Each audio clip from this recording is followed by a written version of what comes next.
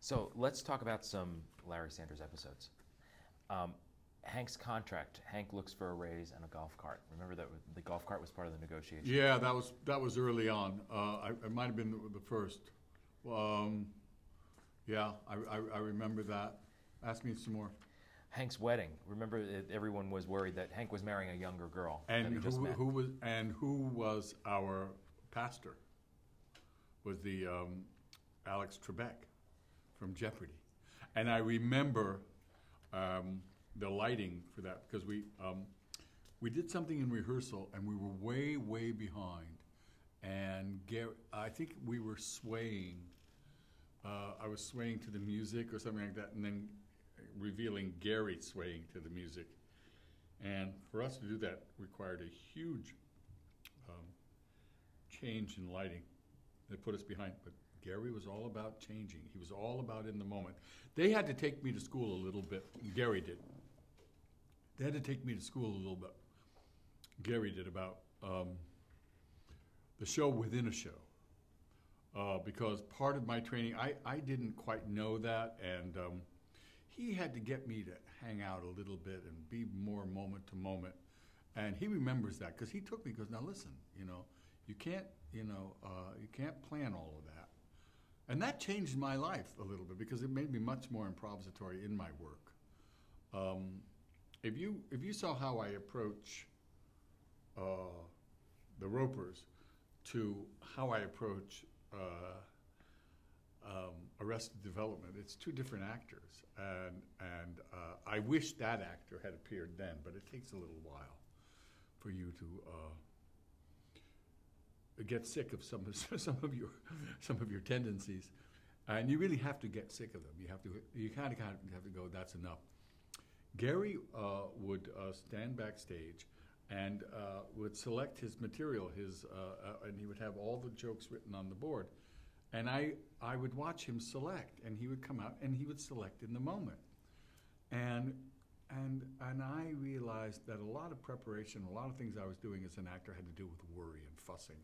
And you're prepared, like my audition at TCG. You're prepared before you even know it. And so it was a great relief for me to find that show because finally I found my process. I found the way I wanted to work. And it was so much fun. If you went through the set, and you came through the stage door, you would hear this din at the edge of the stage, and there was just people laughing. It was very hard to shoot. We would shoot that in 2 days, very hard. And on Saturday, you couldn't move. Boy, I was proud of that. The whole show. episode in 2 days?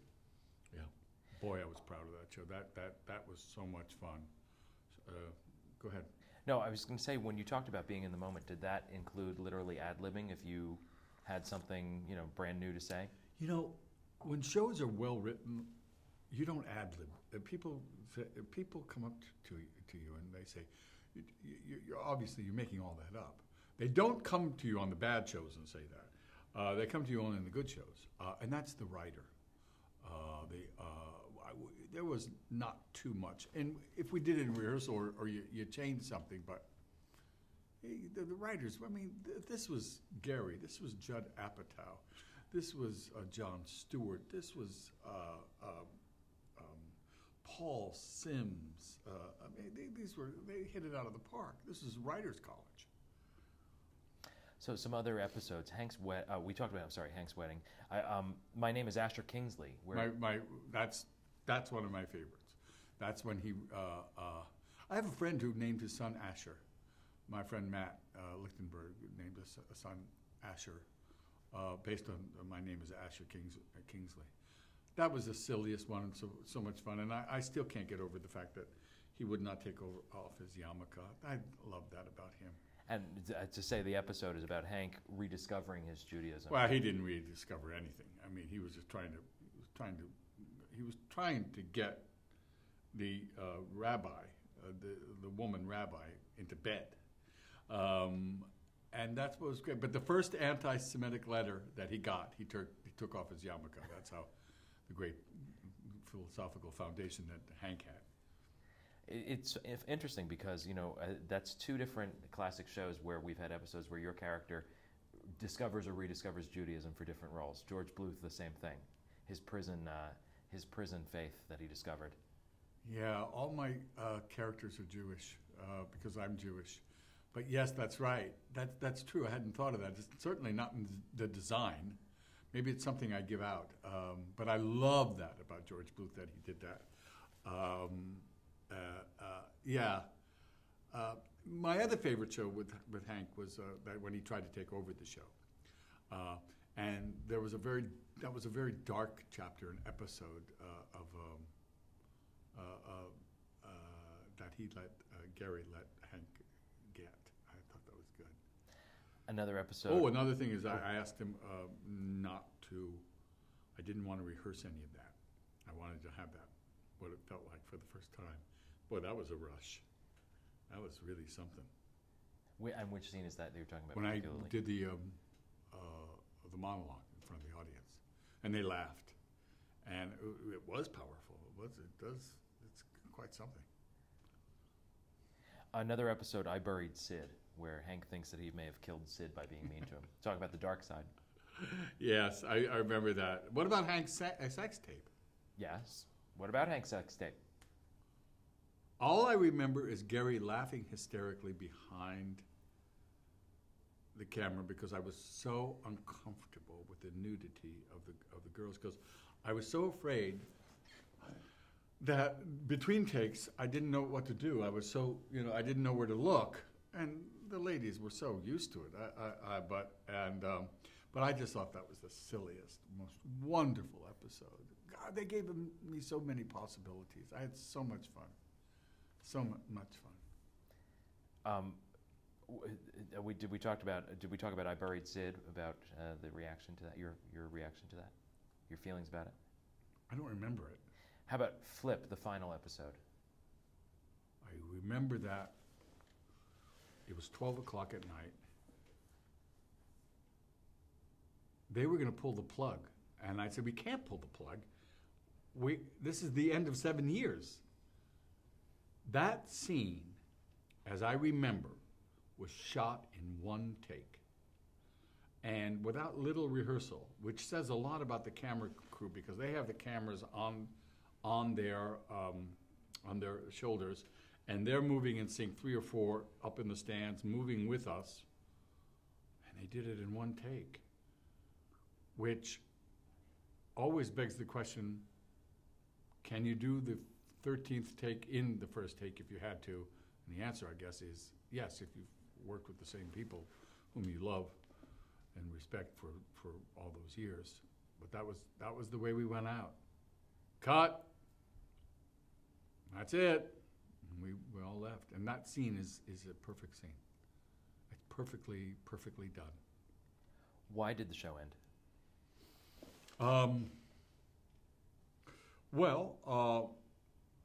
Part of it was litigation. There was something between Brad and Gary that just legally we just couldn't go any further. I think we would have had there not been that. I think we had another year or two in us. I was very sad because I knew it was a special moment. Those things don't come along, and I said, "Well, that's it. It's not going to come along again," and it did. Oh, we'll get to that in a minute. What do you think is the legacy of the Larry Sanders Show? Well, that stuff can get overplayed, but I do believe that we did as I hear it from younger people, they came up on that show and said, "Oh, I can do that." Just something about the style, something about I mean, I don't want to point to shows and say, "Well, that and that and that," because I don't think that's true. But I think it encouraged a lot of people and gave a lot of people a faith and a technique to do it a little differently. So it changed things. So I have a lot of writers who come up and say, I wrote specs for that, or I watched it and I learned from it. But I think that stuff gets overplayed, like we were the influencer, we were the first on the shoulder. That stuff is overplayed. You were nominated for 4 Emmys for playing Hank, and then later 2 more for Arrested Development. What does it mean to be nominated for an Emmy? It means you have a nomination room that is huge and unsullied by winning awards. You just have nomination. That's great. The only thing I don't like about them is means you have to go into the you have to go in that car all the way to the thing and stand in that line forever. Okay, look, here's the deal. In awards, I don't know. After I ran for vice president in the third grade and lost, because I tried to coerce other people to vote for me by not allowing them in our four square, and got caught, and the teacher threw me out of the election, I've stopped worrying about that. That was my moment. How has playing Hank affected your career? Changed my life. Bob Gersh, Leslie Siebert from my agents. I remember them saying, "This changes the ballgame." There it is. It just gave me, I don't know, feather in my cap or something like that. It was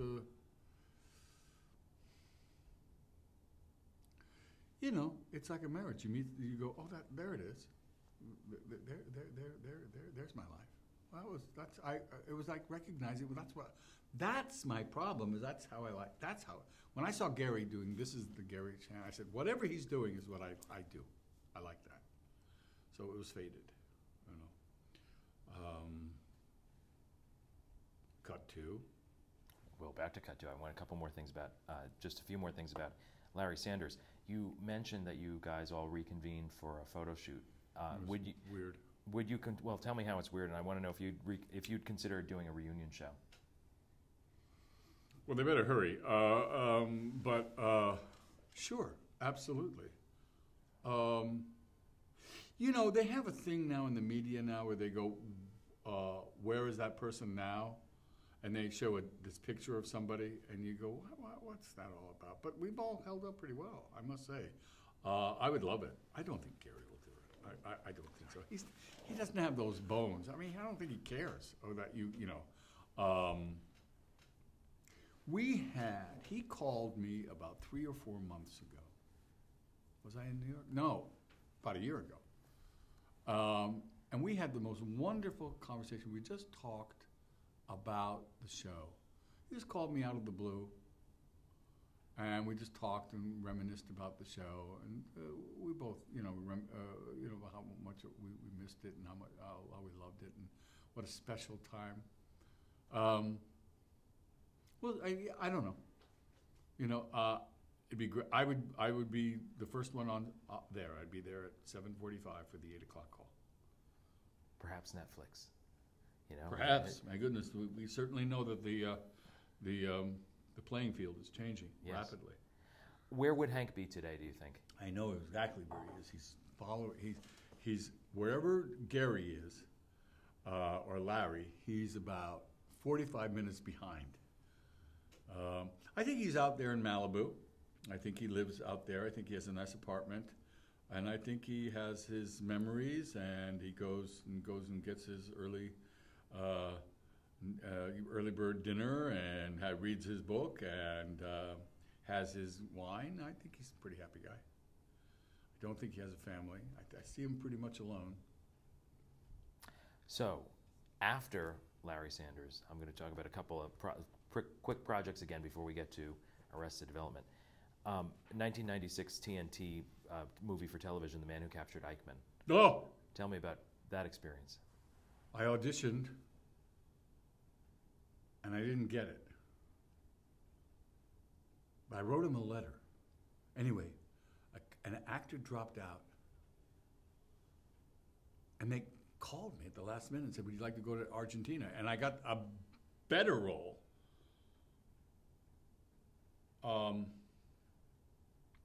That was very important to me as a Jew, to be down there and to see that, and to actually play the head of the Mossad. That was very exciting. We actually went on the street where they did capture Eichmann. And, of course, Buenos Aires is truly one of the most beautiful cities in the world. We were there the same time they were filming Evita. We would always sneak over to the Evita set to get their catering, because their catering was better than ours. And I was with a great cast, and played Eichmann, Robert Duvall, the great Robert Duvall, And gee, it was a thrilling time. Had a great moment. And that's, those are the days of they did, made for TV movies. They don't do those too much anymore. But thrilled to be that. And then hanging out in those cafe coffee bars all night in Buenos Aires. That beautiful weather. It was just like Paris. What a wonderful, glorious time and glorious stuff. You also in the 90s began doing quite a bit of voiceover work. Yes. What Yes. What do you like about voiceover work? You get to wear shorts, and you get. I loved it. It's very, very hard. It's instant. It's instant results. You have to really bring it, and those who do it and do it well, I must say, are fantastic. And that's been opening up to me, and I love it. I did Tangled, and I've done. My kids now are watching television, and they hear my voice. It's wonderful, and the money is good. I love the work. It's very challenging. My problem as an actor is I treat everything. On the W-2 form, you say, "Well, I have to fall in love." So you fall in love. Or we do this. You fall in love, and then you have to leave. But I take everything personally, and I try to do a good job. And so, if it's a voiceover, I treat it with the same respect that I would do if I did The Man Who Captured Eichmann. I try to bring the best I can do. But I do like the work. I like it. I find it interesting. I mean, you have to understand that 8 shows a week is different. It's just interesting. You have to get your head around some that for something that's seemingly easy, they pay you a lot of money. But again, it's the bullfighter. You have to. They're also paying for years of experience and for years of tearing your hair out. Interesting. I am living the career that I've always wanted. All I ever wanted to do was go from job to job to job to job, and go. I mean, look, I am in The Man Who Captured Eichmann. I just did the Phil Spector, and I months ago did Mr. Dancy Dance for Yo Gabba Gabba, live on Madison Square Garden for kids. My heart, I thought I was going to have a heart attack, Mr. Dancy Dance, but you do it because of my kids, and I always go for the challenge, and I guess they'll do it before they, before. I can't think of anything better. Let's do a couple more quick hits of shows, and then we'll go right to Arrested Development. Okay. 1999, you played a mobster on Tracy Takes On. I have huge respect for Tracy. I love, what a little genius. I was at an awards dinner. They used to have the comedy awards. They don't have them anymore. And I remember spilling, I think, coffee or tea all over her. And I said to her, "I will never work on your show, will I?" And just weeks after that, I got asked to come on her show. So we had a great time. Huge talent.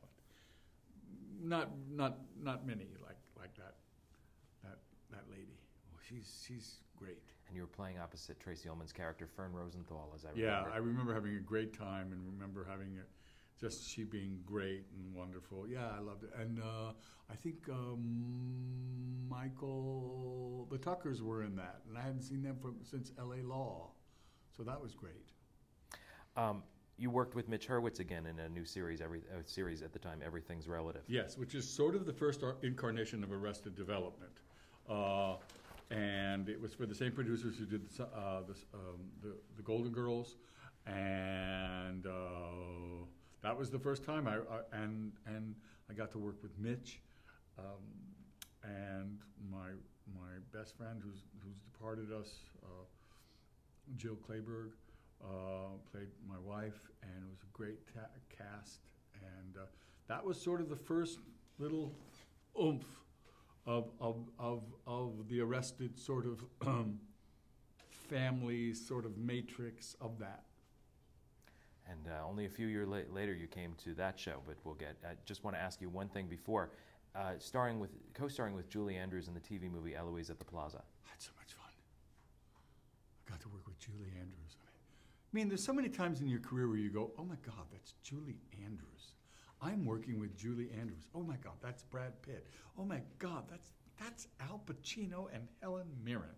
And you know, I'm still that little kid who goes, "Oh, yeah." And she would say after a take, "Thank you, thank you." She would also have tea at 4 o'clock for the crew. And there's a if you go to in the town to the plaza, my picture's there, and because I played the guy, Mr. Salamone. So, and young girls come up to me and go, "Hi, Mr. Salamone." I'm cool again. I'm hip. Just like with the animation for a whole new generation. Absolutely. And again, a whole new generation, and it's continuing now with Netflix. 2003, we're getting to Arrested Development now. Began playing George Bluth Sr. in Arrested Development. I fly in from doing Hellboy. I'm on a break. Fly in from Prague. I go to my cell phone, my United States cell phone. Hiya, buddy, Mitch Hurwitz. What are you doing next week? You want to come by and do me a favor and play Papa? And it was a guest. I did it as a guest role. Sure, went on and did the scene on the boat, and then did the scene with Jason in jail. I think I was already in place. I was for another series, so they took me in. They didn't take me. I was a guest star. Then, what was the other series? Do you remember? No, I don't. I'm not being coy. I don't remember it. But it was for CBS, and it was a pilot, and I was saying, please don't pick it up. Because when I went back to Prague, I got a call saying, they want you to be in Arrested. How many do you want to do? I said, all of them. Because I knew. Same way I knew about Arrested, same way I knew about Larry Sanders, same way I knew about, indeed, Mr. Sunshine. I went, this thing. So I went back and we were on board. And the rest is history. Well, were you billed as a guest star originally in the pilot because George being taken off to prison was intended not to be on the show? Is that? I think so. I don't know. You'd have to talk to Mr. Hurwitz about that. That I don't know. All I know is, wouldn't that be funny if that said you're fired? We're replacing you. You're not even listening. Did you hear what I said? I did. I just got handed a note saying, asking me a specific question to ask you. Oh, what is it? I'll get to it after you finish what you're saying. I'm sorry. What was I saying? Anyhow, I don't know what I was saying. Well, okay, so let me go to what we're talking about here. When you said that Mitch, approached you and called you about doing the pilot, when he described Arrested to you originally, how did he describe it to you? Mitch and I are old friends, and I would see him. And sometimes he would leave his house and go right at Starbucks, and I would see him in Starbucks. And I'd see that legal pad, and he'd talk to me a little bit about this family. It was sort of a dysfunctional family, and it was sort of like that first family.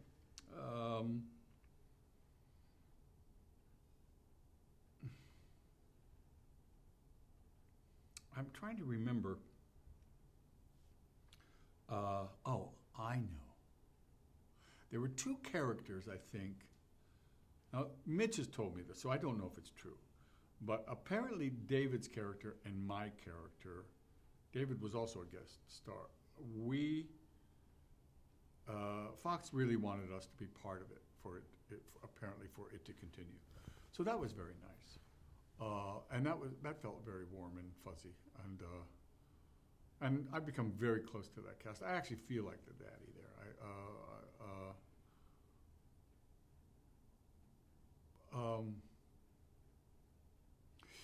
You know, there was that family. Gene Hackman played the leader. It was the name of a family. Can anybody remember it?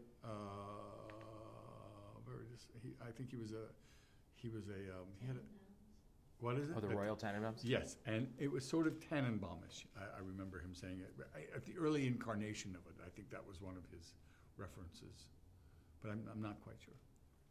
So tell me about what your impressions were when of George, when you decided, were starting to play him. What did you think about him?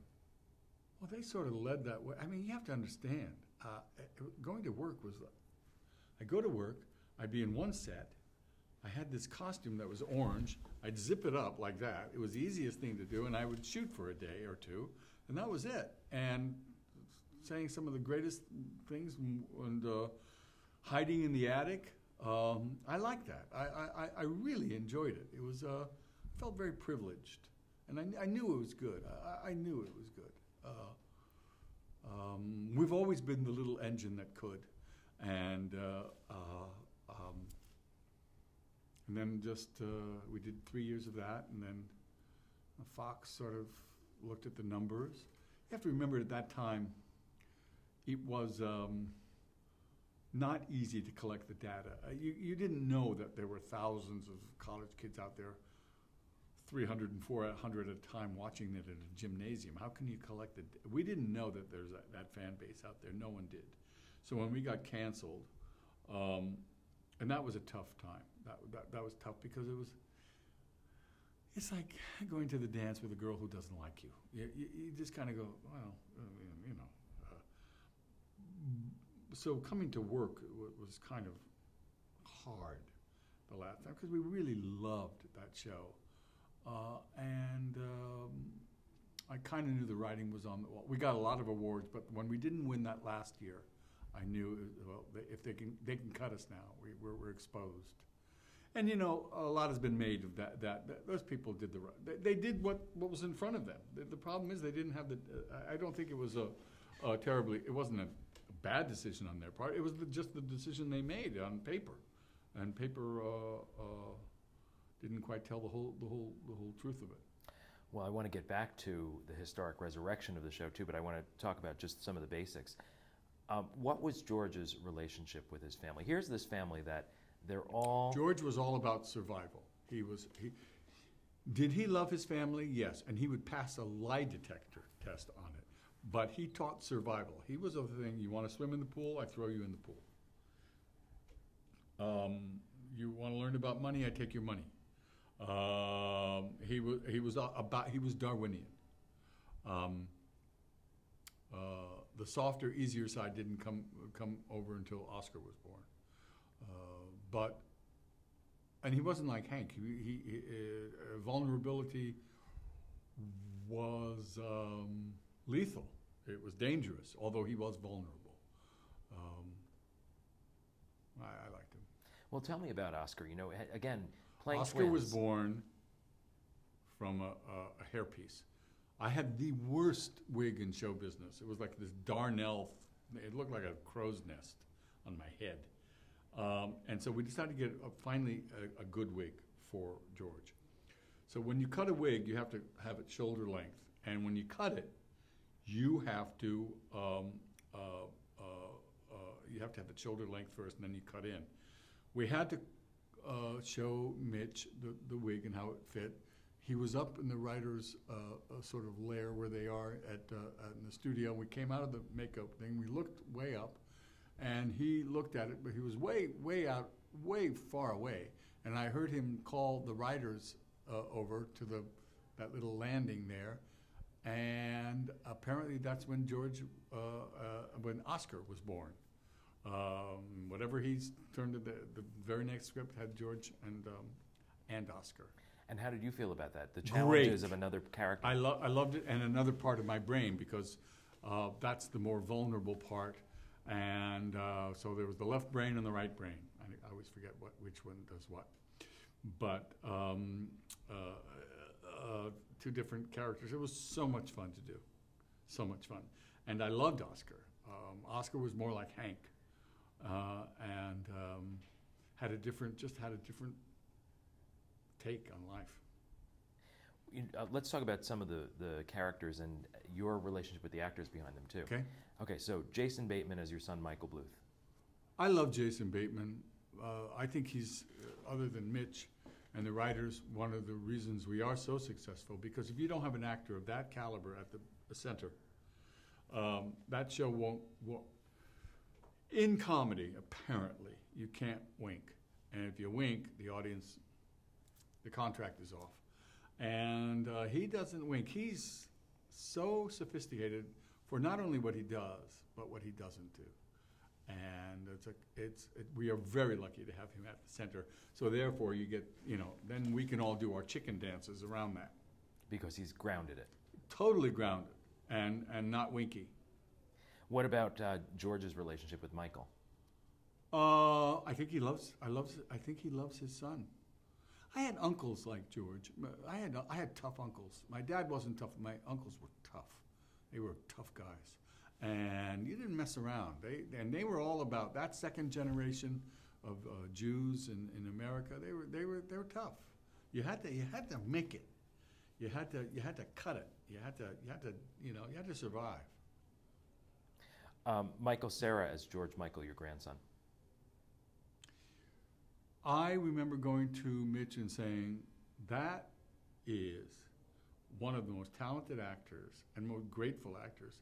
But that guy is there were two actors who blew my head off in that thing. I mean, they all blew my head off, but there were two actors who were doing something that I had not seen before.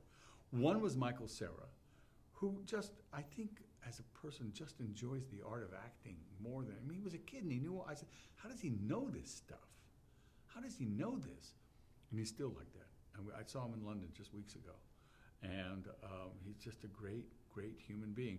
And the other one was Tony Hale, where I just said, whatever Tony is doing is so new and so great and so grounded. And now he's doing the stuff on Veep that just knocks me away. He's a great actor. And what about, George, his feelings about George Michael and about Buster, as long as we're talking about those two? I've never been asked about Buster. Buster must be a tough son to raise. Oscar would love Buster. George, I think, I don't know, nature has a very interesting way,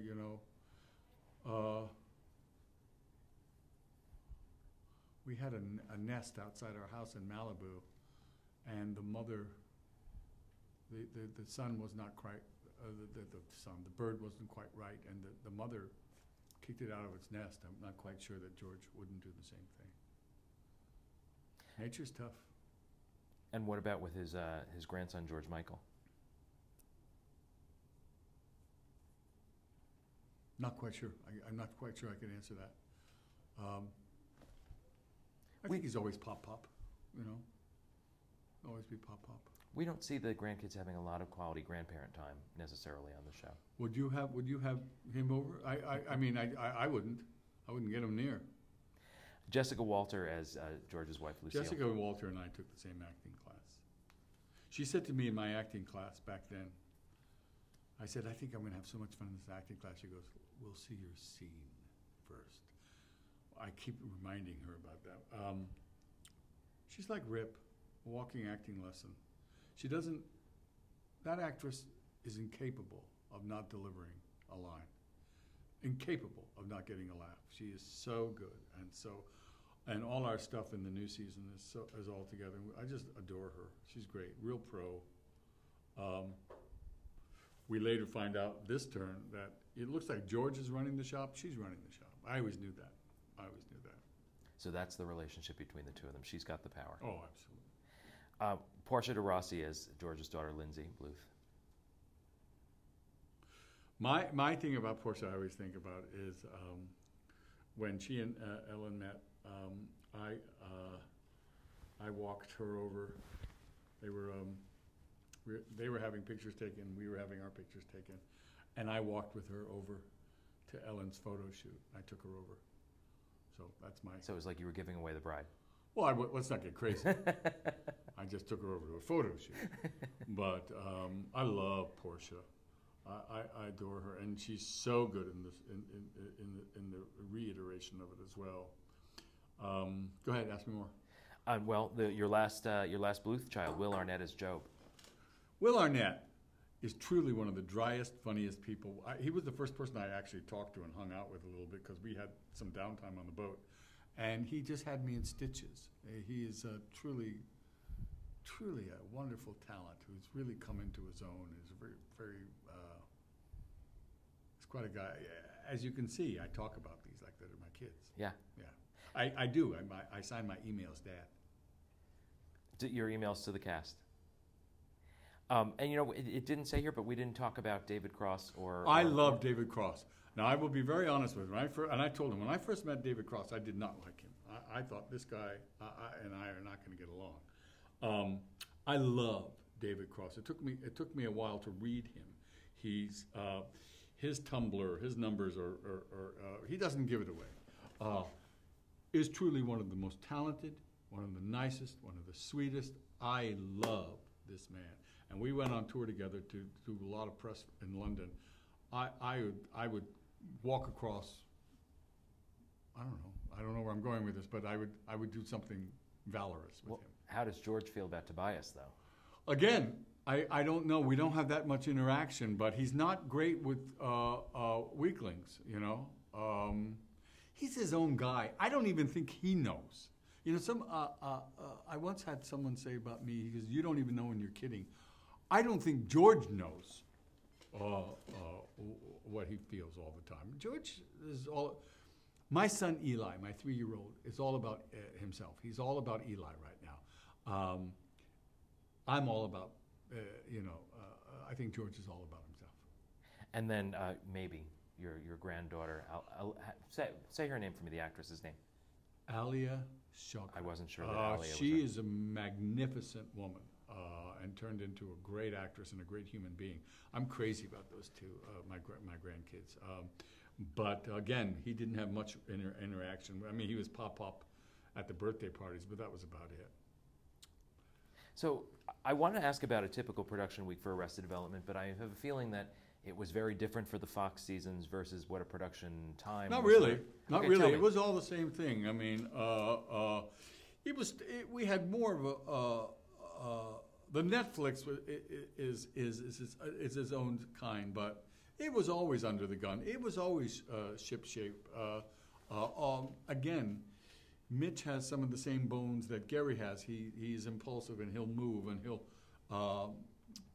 Both people have a huge. They don't do it at 99%. They do it at 100%, and it's got to be right.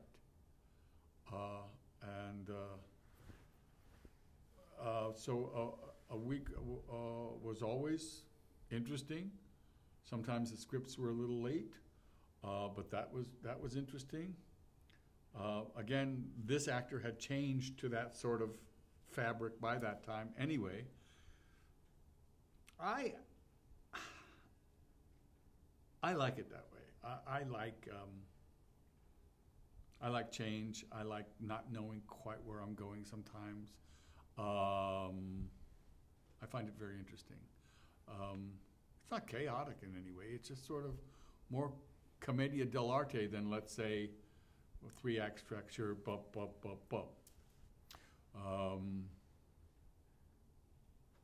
Well, it's very layered, and obviously with the ensemble, you're not in every scene.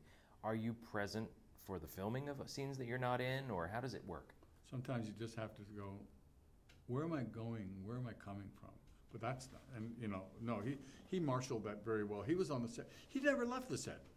He was on the set all the time. This is Mitch you're talking about. Mitch directing it. He was, and the more we got behind, the more energy he had. It was great. He was great. I wrote him an email just 2 weeks ago, and I said, whatever we've done is whatever I've ever wanted to do as an artist. This is the impact I've wanted. You have to understand, at 12:01, somebody pressed a button and went all over the world. I've never had anything. I've never gotten off a train and been surrounded by people who wanted to have pictures taken with. I've never had this. Did that happen now? Just happened, yeah. When was that? A week ago last, I got off at the Penn Station and people, I mean, I'm taking pictures of this. Blah, blah, blah. I went, wow. And I was going to email Jason saying, I mean, at my level, if this is happening, what must be happening at their level? It's crazy. Getting out of a cab in London and people screaming like you're a Beatle. Come on. How long did it take to film an episode, whether it's the Fox days or the Netflix days? Fox days a week. Netflix days, it took months because it was all meshed together. That almost approached Newtonian physics. That was, he should get an award just based on just, someone should just give the graph of how we did that. And it approaches science. I don't know how he did it. It's amazing. Yeah, it's so obviously scheduled and layered, and this affects that, and yeah. It's a diagramming nightmare, and it comes off brilliantly. Yeah, I'm glad you say that. What are some of your favorite recurring characters in the Arrested Development world? Well, my buddy Henry Winkler is one of my, I remember him coming on. I was present at the moment at the DGA screening where Henry Winkler's character looked into, he was in the bathroom, and he started to go, and then he looked in the mirror and he went like that. He did the Fonz thing, and that place went crazy. It went nuts. I will have to say one of my most favorite things ever that I will never forget to the end of days was all of us sitting at the Chinese Grauman Theater in Hollywood just weeks ago. And my buddy Mitch Hurwitz is introduced by Ted. He walks down, and the audience gave him an ovation, almost maybe 2 minutes, maybe more, before he even spoke, which can only be interpreted as thank you. And that's my favorite moment of all of it. I went, wow, that we did that. And I would just say the second favorite moment was when all 9 of us got together for the first scene what we had to film. It was the second week of filming. I had been in the desert the first week filming my stuff. All 9 of us, about 9 o'clock at night, and we all got there, and we were sitting in the Bluth living room, and I think Will went, oh, or something like that, and we all burst into applause, the crew and the cast, and Mitch spoke, and there wasn't a dry eye in the house. It was quite a moment. And that's not a sentimental group, I might add. No, but not many shows are revived 8 years later. Are revived because of the fans. Right. The fans were legion, and we listened to the fans. And then Netflix came out, and the perfect engine was attached to the perfect instrument, and a piece of timing in history took off. How early in that reboot process did you sign on and say, yep, I want to do it? All the way. I was all the way. I was unflagging in my enthusiasm. But I mean, you were approached in the beginning and right from the beginning said, yes, let's do it? You had to wait for the right events to come on. But my intent, yeah, all of us were in it. It just had to be a series of things had to come together before, but everybody wanted to do it. I know there was some publicity that Michael Cera didn't want to do. That was pure subterfuge. Everybody. That was the publicity game that they were playing, and it was fun. Let's talk about some episodes. Okay, so we talked a little about the pilot, Meet the Bluths, where, again, George goes to prison. And, again, you didn't know at the time you were filming that you would be coming back for more necessarily? All the better. You're even better when you know you're not coming back. That's true. It's an acting lesson. Because I was as loose as a goose. I'm not quite sure I would have been as loose as a goose had I known that I was on for the whole thing. An episode, Key Decisions, Joe blocks himself in prison with George. I never laugh, ever. I never break up. I laughed every time the actor Will Arnett said, "But I'm white." when White Power Bill and they tasered him. Every time we did it, when we were just playing catch in the penitentiary yard, I laughed. He made me laugh every single time, that devil. Let Them Eat Cake. It's the first season finale where George has a heart attack. Had a heart attack? Any other? What else did I do? Well, in that episode, I just wanted to ask you about that moment, but we can. I can't remember. How about the you talked about how I guess it was a little demoralizing knowing that the show. You have to understand. Going off. Every week there was something that I was buried as Saddam Hussein. I mean, I had things to do in that thing. I mean, my goodness. And it's such a complicated storyline. Oh, yeah. So much happened. So much. I had started to say before that at the end it was a little demoralizing knowing that the show was ending. What about the final episode, Development Arrested? What are your memories of shooting that? I think by that time I was saying, enough already. It's time to go. Again, it's like dating the girl that doesn't quite like you. You kind of want, okay, I need to go and date another girl. I knew we would come back. I always did. I think at a certain point I just said, yeah, let's go. Let's get out of here. Move on. How did George evolve, not just during those first 3 seasons, but now he had, a big break? In Max Headroom, I remember we were dismissed by the producer, Brian Frankish, coming in as a young, everybody walk away! Walk away now! Walk away! Walk away from your instruments now! That was how you found out you were canceled? That's an interesting way to do it. So I would rather go out the slow, easy way rather than that. I remember we had heard some stuff was happening, but that has never happened. I was asking, how did George evolve? Not just during those first 3 seasons, but then he had a break where he evolved more and then came back to Netflix. How has he changed over all that time? Well, more has been revealed that of his engine. It's a very interesting thing about George now. George is out from prison. You see more. I'm not quite sure that audiences are used to seeing more of him. He's an operator. Well, he's changing now, and there are also chemical things that are going on with him, and hormonal things. His health is in question. I don't even know where that's going. I think it's going to a place of hilarity. Well, you in a red wig, you look fetching. Well, I think that's where he's going. I kind of think that he's going there. But I don't know. I mean, I didn't know that I was going to dress up in doll clothing up in the attic. I didn't know I was going to do a hot bath up there. I mean, this is the thing. They lead you. It's a writer's medium. The star of that show really is, when all is said and done, Mitch. I mean, that's quite a creation. Do you have a favorite story or episode from this Netflix season?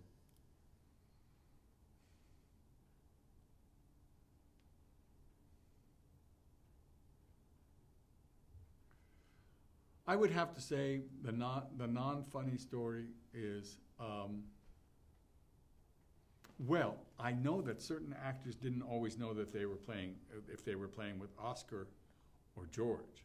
That I know. I later found out. I later found out from one actor who did a scene with me and went, "Oh, I thought you were George." I went, "No, I was Oscar." He went, "Oh." But I have to go back to that moment when we were all 9 of us in there, and I went, "Wow, things can happen in a career. Miracles can happen." This is a tough business. Going back to my little actress who got fired last night, that this thing got all the way there. Television is about people, and television is about fans, and television is about excellence, and if it gets through. And that got through. It got pulled all the way through by a fan base. It changed the economics of it. And Ted is the biggest fan of all from Netflix. I mean, he's like that guy in the going, "Yeah, you can do it. You can do it." It's made up of fans. What do you think is the future of the show from here? The fans are still supporting. I think we're going to do a movie. I wouldn't be surprised, and I think we're going to do more Netflix. Apparently, the reaction was tremendous. Critically, we got hit a little bit, and we had two, and I knew that was going to happen. I knew if you're waiting to go to the prom for so long, the dress is not going to be great.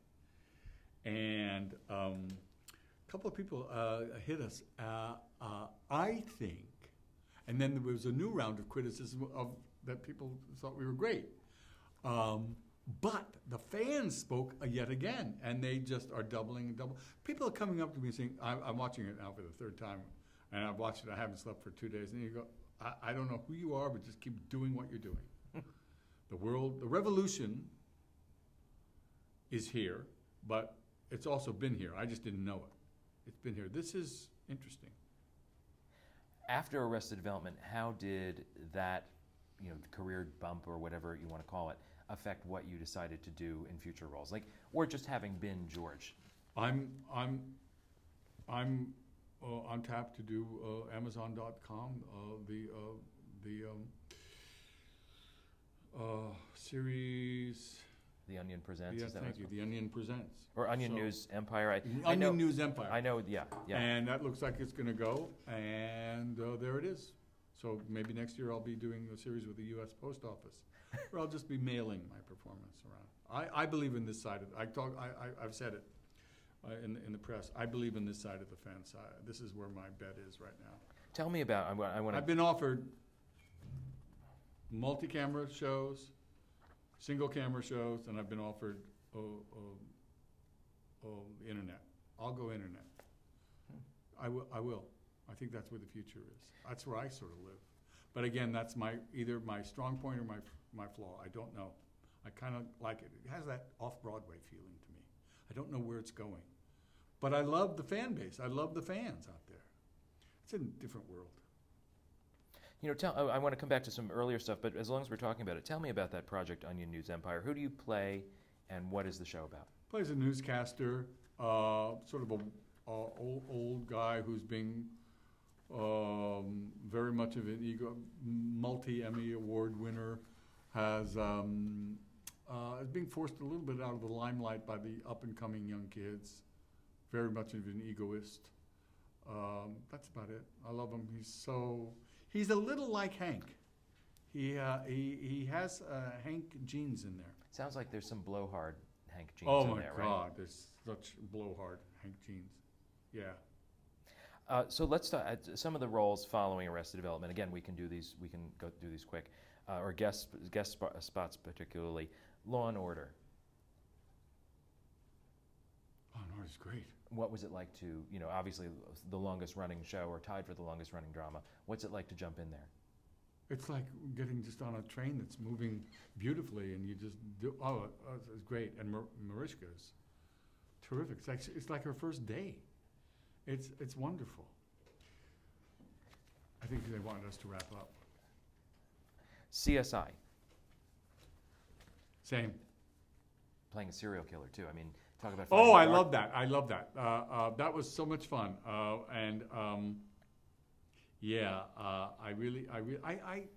like doing those shows.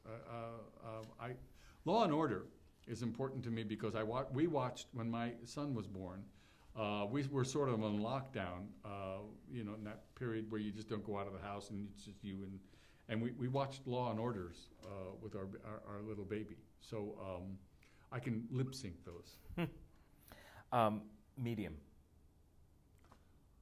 I had so much fun on Medium because I got to play Patricia. I had to become her. That was one of the hardest things I've ever done. I worked my ass off in that thing. Because your character becomes possessed by hers Absolutely, briefly, right? And it was really, really, really hard. Really hard. How do you do it? I don't know. I didn't watch the show all that much, so I didn't watch any footage. I just sort of absorbed her. I don't know how I did it. I did pretty well. I just did it. New Adventures of Old Christine, working with Julia Louis-Dreyfus. Love her. I mean, there's a certain line in our business, the Carol Burnett's, and She's right there. She is a home run hitter. Wow, is she good? We said a joke, I remember. There was a line that we had where I said the line. I didn't quite understand the line, so after the take on the line, on camera I went like that, and she went like that, and we got the biggest laugh from the audience. I adore her. You have to understand, being pretty and funny is a combination that only the best can do.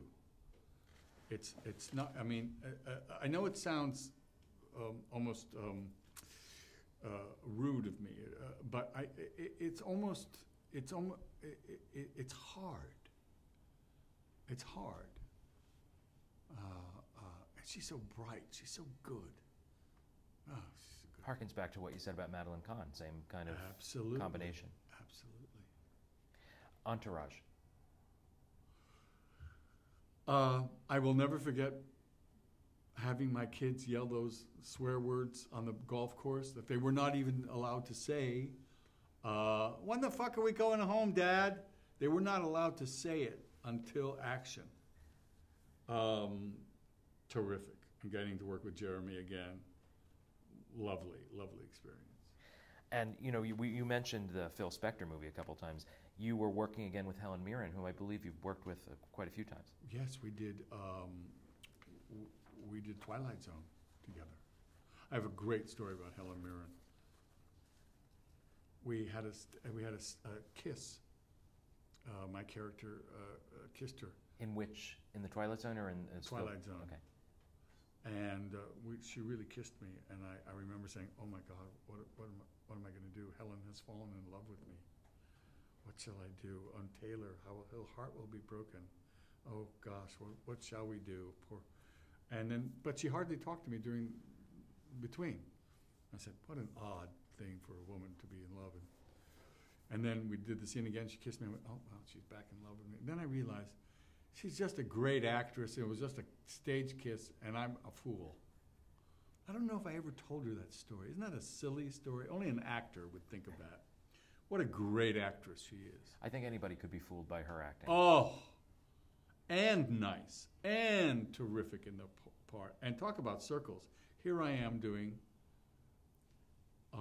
Phil Spector with Al Pacino. I started with Al Pacino, and hopefully it not ended, but I mean, wow. And David Mamet directing and writing. Are you kidding me? These don't come along. I'm lucky. Well, tell me about your current projects. We kind of referenced a few of them a little bit. What am I doing? I don't know. You tell me. What's coming up for you? I think I'm catching cold next week. No, I'm actually waiting on the Onion News Empire, and then I'm actually doing a one-man show where I go around and talk creatively to students. Get this, I was at Penn State. I was at T. Rowe Price talking to business people. It's sort of Wayne Dyer meets Shecky Green meets Jan Pierce meets, I don't know, it's me talking about, I've always been very interested as a teacher and as an artist about what stops people and why people end up not doing what their dream is and what stops people. And I just tell them about my life. I had to overcome a lot of stuff, and people seem to get it. It came out of an acting workshop. I do acting workshops, and it came out of an acting workshop at South by Southwest. And so I've been enjoying that, going around.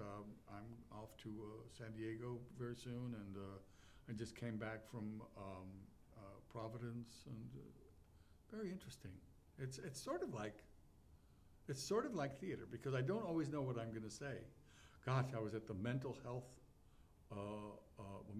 of America and talked to them, and I'm sure my parents in heaven were going, "He's at the Mental Health of America. Do you understand, Eileen?" "Yes, Barney, I understand.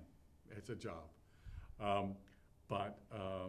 And I just like, you say pay it forward, but I like figuring out what, again, going back to that rehearsal at San Francisco State, was stopping it, taking it apart, seeing what's broken. You know, I used to repair bikes when I was a kid. people would bring their bicycles to me, to my garage, and say, my bike is broken. I'd say, I can't fix your bike, but let's talk about how you feel about your bike being broken. And that's sort of my life. So I've done both things. My dad wanted me to be a teacher, and I wanted to be, are we out? And I wanted to be an actor, and it looks like that's come together. Okay, let's stop here.